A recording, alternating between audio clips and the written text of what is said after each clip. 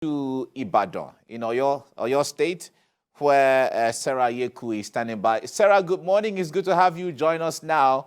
I wonder this morning, although it's too early to have taken some wigiri and the Wedu and Amala, because I understand the Ibadan Amala is the best so far. Talk to us from there generally when it comes to the turnout this morning and the preparation and an arrival of materials. So we've seen a large turnout of voters, considerably large turnout of voters. Since about 6:30 a.m., we see people in the neighborhood go to polling units closest to them just to sit and wait for INEC ad hoc staff to arrive.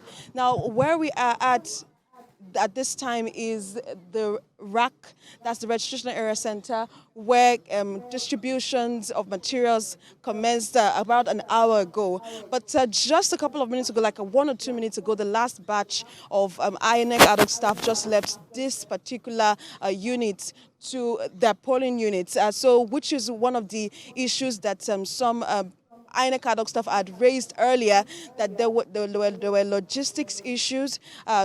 Some of them didn't go to their polling units on time. So the last batch just left here a couple of minutes ago. And so this is one polling unit I am at Ikoloba High School in Ibadan, North Local Government area of the state. And I would like to speak with one of the voters. He's yet to vote, actually, but of course, just like most of the voters here in this polling unit, is, of course, enthusiastic to want to vote this morning and vote for the next governor of the state, either the incumbent or a candidate of his choice.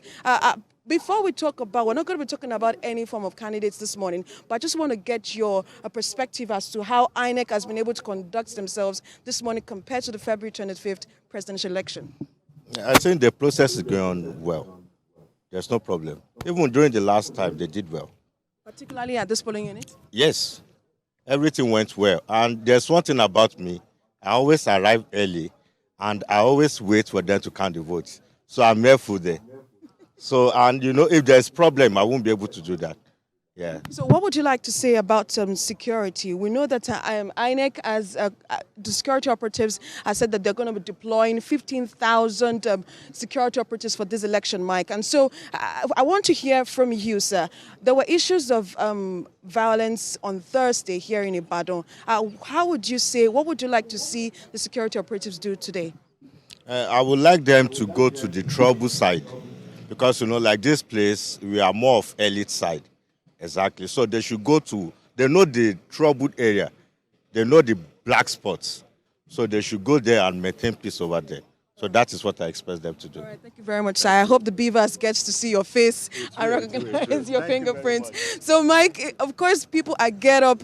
They are of course out early to want to vote at the various polling units. And so what we see right now is the security operatives have been escorting the INEC ad hoc staff to their various polling units. Although, apart from the earlier logistics issue that they had as to for transportation, apart from the transportation issue they had earlier this morning, there seemed to be nothing wrong with the process so far. So you see that the voters right there are queued up, lined up. Election officer observers are also around the polling units. Some of them are checking their names on the list over there, and but some persons are complaining because in this registration area, that's in this school, we have 3 polling units.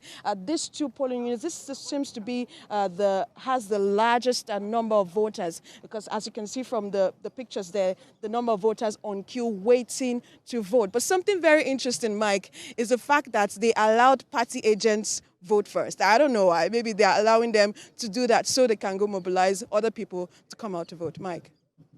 It's interesting how people are, the enthusiasm so far from the person you spoke to earlier who is waiting to vote. From his expression, it tells you he's really very happy to vote. And I also see behind you some election observers who are coming there to view what's going on. I believe you get to speak to them, and they also let us know what they feel, what their assessment of the process is so far. Sarah, thank you very much for bringing us up to speed on this. We'll certainly come back to you again as we get along.